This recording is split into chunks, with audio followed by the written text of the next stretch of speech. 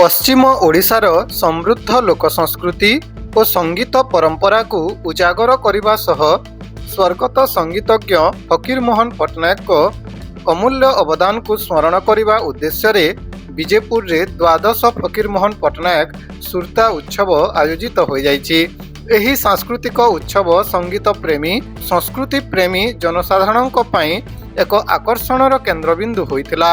मुख्य अतिथि भावे स्थानीय जमीदार तथा विजेपुर विधायक श्रीमान सनत कुमार गड़तिया जोगदे स्वर्गत फकीरमोहन पट्टनायक को संगीत साधना निष्ठा और सांस्कृतिक अवदान को गभीर श्रद्धार सह स्मरण करथिले। से कहिथिले जे फकीरमोहन पट्टनायक पश्चिम ओडिशार लोक संस्कृति को गाँ ठारू सहर पर्यंत पहुंचाई एहाकु जीवंत रखिबारे गुरुत्वपूर्ण भूमिका निभाइथिले। तांको गीत और सुर आज मध्य लोकमानंक हृदय रे जीवंत रहिछि बोली से मत प्रकाश करथिले। मुख्य वक्ता भावे श्री सपन मिश्र उपस्थित रही स्वर्गत फकीरमोहन पट्टनायक को संगीत जीवन और तांकर सृजनात्मक चिंताधारा और संगीत शैली उपरे विस्तृत आलोकपात करथिले। से कहिथिले जे फकीरमोहन पट्टनायक को संगीत रे माटीर गंध और लोकजीवनर सत्यता और समाजर संवेदनशीलता प्रकाश पाए। तांको रचित गीत और सुर पश्चिम ओडिशार विभिन्न प्रांत रे आज मध्य समान भावरे लोकप्रिय होई रहिछि बोली से एठारे मत व्यक्त करथिले। एही अवसर रे संगीत क्षेत्र रे उल्लेखनीय अवदान पाई ओडिशा संगीत नाटक एकाडेमी पुरस्कार प्राप्त श्री प्रदीप पंडा और विजेपुर प्रतिभाशाली संगीत कलाकार श्री संतोष देहुरी को उत्सव मंच रे सम्मानित करा जायतिला। जनार्दन पाणिग्राही सभापतित्व रे आयोजित एही सांस्कृतिक सभारे डॉक्टर प्रदीप प्रधान अतिथि परिचय प्रदान करी कार्यक्रम को गतिशील करथिले। गोकुलानंद स्वाई उत्सवर विवरणी पठन करिथिबा बेले परमानंद स्वाई और अजित छत्रिया सभा परिचालना दायित्व सफलतार सह निर्वाह करथिले। संयोजनार दायित्व अशोक पंडा निभाइथिबा बेले से शेषरे अतिथि कलाकार और आयोजक सदस्य और उपस्थित दर्शकों को धन्यवाद ज्ञापन करथिले।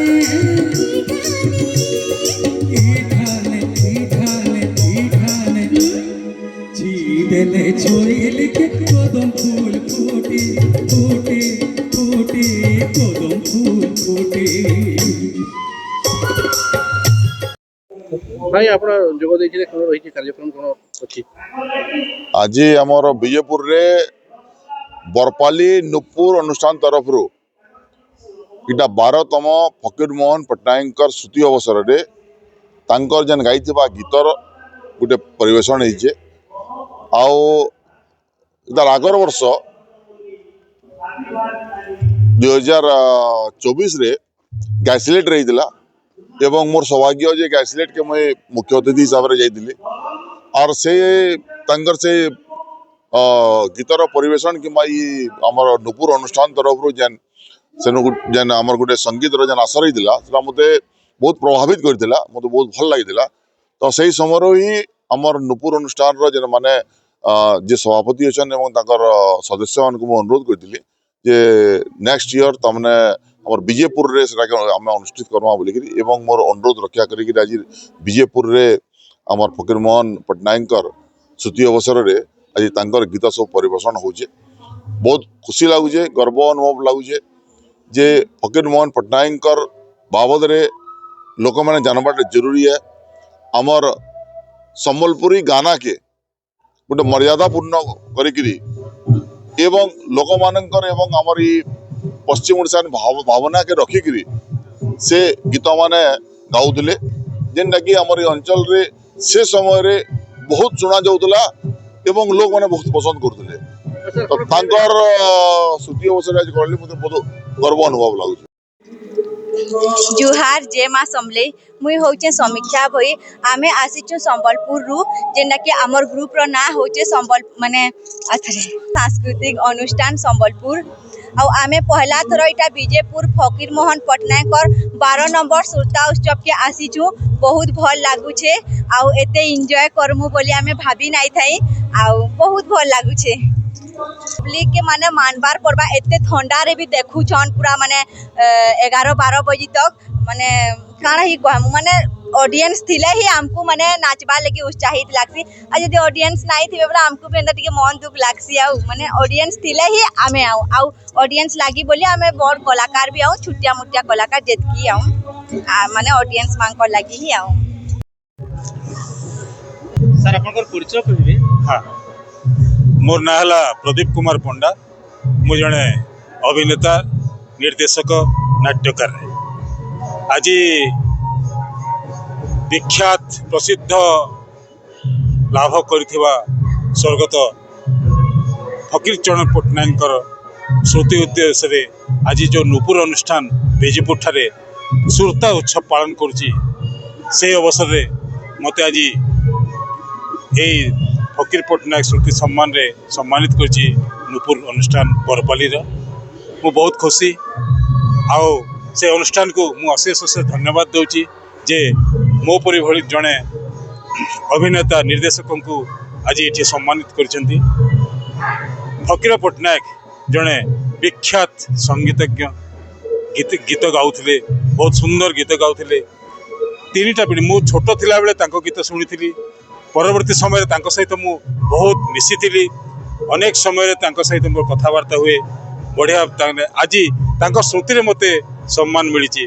मु बहुत खुशी, बहुत भाव विह्वल तांकर ए सम्मान रे मु जो ग्रहण करिछि से धन्यवाद नुपुर अनुष्ठान को आओ ए आयोजक मान को बहुत बहुत धन्यवाद जे मु आज एते खुशी जो फकीर पटनायक तांकर गीत रे आज भी से गीत गुड़ाक लोक शुणापी आग्रह प्रकाश करछंती, शुणुछंती मध्य से गीत केबे लिभि नहीं। फकीर पटनायक जोठी थांतु तांको अशेष अशेष श्रद्धांजलि दूची मो तरफ। अनुष्ठान आज जो मते सम्मानित करछि मु बहुत खुशी, बहुत खुशी। धन्यवाद। मो ना श्री अजित छत्रिया। मैं बरपाली नुपुर क्लब रो सभ्य, पुरातन सभ्य। आमर क्लब रो प्रतिष्ठाता होचंती परमानंद स्वाई। आउ से तांकर प्रचेष्टा रे आज यही अनुष्ठान टी सर्वभारत रे प्रतिष्ठित लाभ करिছে। आउ आमने विभिन्न प्रकार महोत्सव रे आज यही अनुष्ठान को आमने आगो बढ़ाइछु। आ विशेष कर यही फकीर मोहन पटनायक सुरता उत्सव को आमे दीर्घ 12 वर्ष है आमने ये ओडिशा रो विभिन्न स्थान रे आमने यही अनुष्ठान यही सुरता उत्सव को आमने प्रतिपालन करि आसीछु। आ विशेष करी यह होची परमानंद स्वाईंकर प्रचेष्टा बल रे यह सफल होईची। आ विशेष करी ओडिशा रो आमनकर मिनिस्ट्री ऑफ कल्चर से माने मध्य हमको बहुत प्रकार सहाय्य करिसंती। आउ से माने मध्य हमको स्वीकृति प्रदान करिसंती जहा द्वारा हमने एई उत्सव को हमने सारा ओडिशा रे हमने प्रचलित करबा पय हमने प्रसार प्रचार करबा पय हमने आगो बढ़ी सारछु। सुरता उत्सव उपलक्षे आपण विजयपुर पहुंची थिली। आपन निजर अनुभूति किछि कहिबे? हाँ, माने जेतले हमने गाइसलेट रे ए प्रोग्राम टी कलु सेही समय रे हमनकर विधायक श्री सनत गड़तिया से समय उपस्थित थिले। आ से एही उत्सव को एते सुंदर भाव रे उपभोग कले जद्वारा से आगामी समय रे आगामी वर्ष हमने यही उत्सव को हमने विजयपुर रे करिबो बोल से प्रतिश्रुति देले। आ जा द्वारा हमने आज आसी ए विजयपुर रे हमने यही उत्सव को हमने प्रतिपालन करूछु।